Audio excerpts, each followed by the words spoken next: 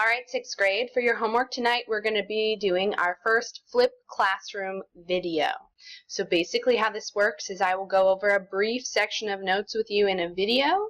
You'll take the notes at home. You can review this video whenever you need to, and then we'll spend more time in class doing labs. So if you're not taking these notes at home, while everyone else does the lab, you'll be taking them in class.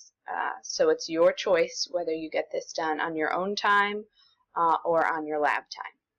All right, so for homework tonight, you're going to go ahead and click on the link for 3.2, comparing cheek and onion cells, and then I will go over these notes.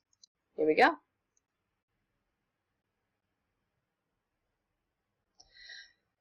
Are all cells the same?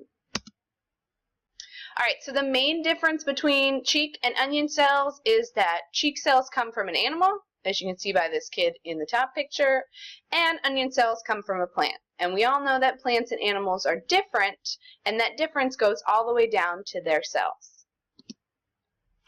So here are some of the similarities between cheek and onion cells, all right? Both plants and animals show all 7 characteristics of living things listed for you on the right, which we have learned in class. And both animals and plants are made of cells. So both cheeks and onions show all 7 characteristics, and they're both made of cells. They have at least three organelles in common. They have a cell membrane, which is the outside layer of the cell. They have a nucleus, which is the control center of the cell. It holds the DNA and controls all the functioning within the cell. And they have cytoplasm, which is the fluid that fills the cell. So you should have seen those today in the lab. You have the cell membrane on the outside of either of the cells.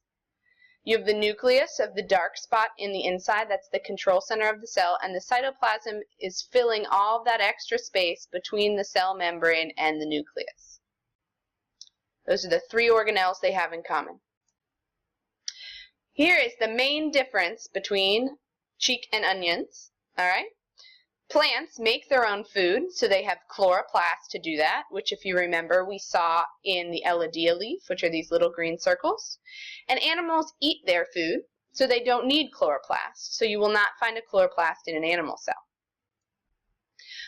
Another difference is the shape of a cell. If you see here, the shape of the cheek cell is kind of this circular shape, while the shape of an onion cell is more of a squashed rectangle. And there are really good reasons for that.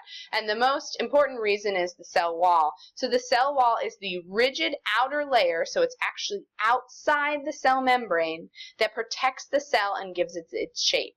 This is only true for plant cells. Animal cells do not have this protection, and that's kind of what gives the plant cell its rectangular shape, because the cell wall is in a little box, and then the cell fills up that box, and it gives it a rectangle. So these cells over here are also onion cells, but basically we haven't given them enough water. So the cytoplasm is kind of lacking, because remember, cytoplasm is the fluid in the cell. So the cell membrane has actually shrunk down. So you can clearly see that rigid cell wall, and then just the cell membrane with less cytoplasm in it.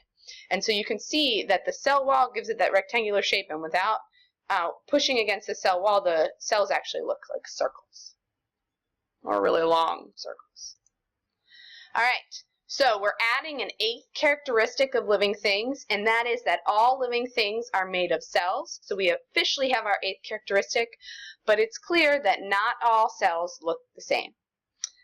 We have some probably egg cells here, some blood cells, bacterial cells, and then we have our Eladia cells. Clearly all different shapes, sizes, colors, functions. Not all cells are the same, but all living things have cells. So please watch this video again. If you didn't catch all the notes, feel free to watch it as many times as you need. Pause, rewind, so that you have your notes and you're ready for class tomorrow. Thank you so much. Goodbye.